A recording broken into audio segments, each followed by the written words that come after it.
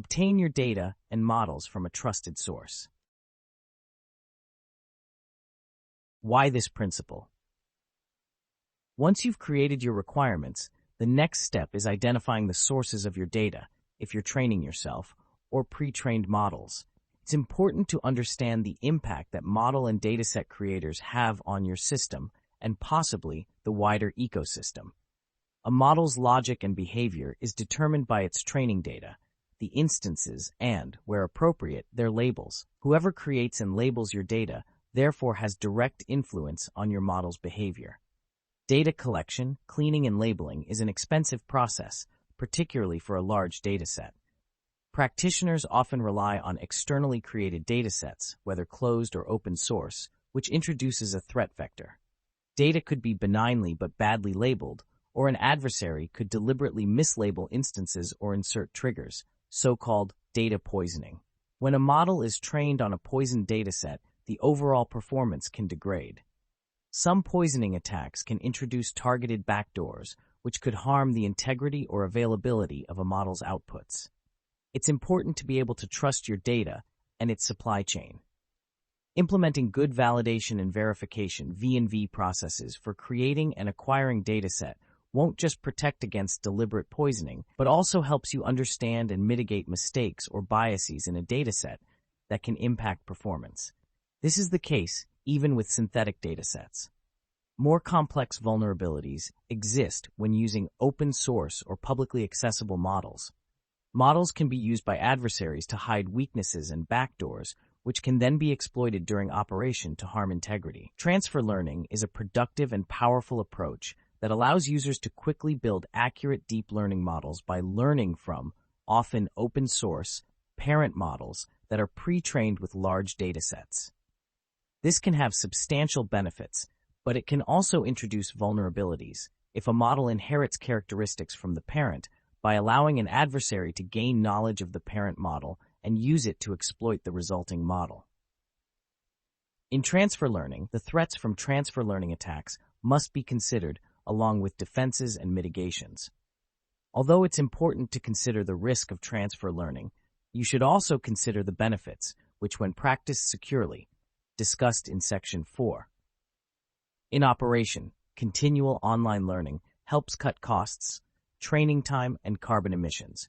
Once data is obtained, it must be stored securely and transmitted to and from your training environment securely.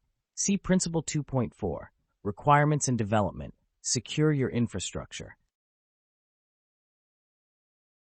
What are the goals of this principle? You understand that your data and its labels determine the logic of the model. You understand your data supply chain and have sufficient validation and verification (V&V) processes in place to ensure data can be trusted. You understand that the risk of supply chain contamination heightens when you purchase and use models that don't have a transparent creation method. You understand the risk posed by insider threats and human error if labeling manually. You understand the key information about the model you are using. Strengthen your model. When you are procuring assets, consider the security of the supply chain. This also applies when using auto-labeling labeling aid software. Guidance. Follow the NCSC's Supply Chain Security Guidance, which advises understanding your suppliers and their security posture and ensuring they are aware of your security expectations. Follow advice in the ETSI AI Data Supply Chain Security paper. It may not always be possible to obtain data from secure and trusted sources. When this is the case, you should consider using synthetic data or limited data, rather than gathering from untrusted or less secure sources. There are a range of techniques to help train ML systems on limited data. Guidance. Synthetic data can be generated in a range of ways, and the right method for you depends on your dataset requirements. Techniques for generating synthetic data can come with their own challenges, such as GANs amplifying and recreating statistical distributions in the original data, game engines introducing specific characteristics that exist only in the engine used, or augmentations being limited to manipulating only the original dataset. It's important to understand the limitations and the risks posed. DSTL provides a handbook for ML with limited data. This is useful when it's best for security, not to use untrusted data. There may be times when you can't trust your supply chain, but operational requirements mean you must use untrusted data anyway. From a security point of view, this isn't ideal, and you should certainly look to improve the trustworthiness of your asset supply rather than check a potentially untrustworthy one.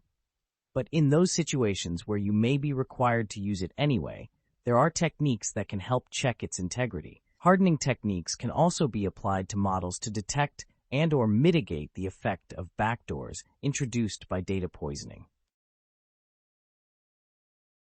Guidance.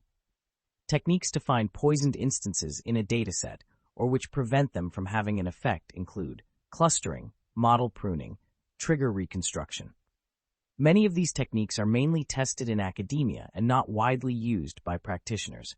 We can't therefore confidently recommend them as a solution, and so only suggest their use as a last resort when requirements prevent you gathering more trusted data. It's for your development and security team to evaluate their applicability and impact on your application and development process.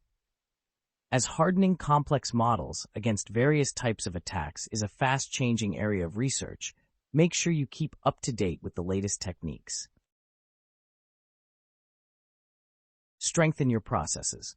Implement and apply a robust validation and verification process to assess the quality and integrity of both internally created and externally acquired datasets. Guidance.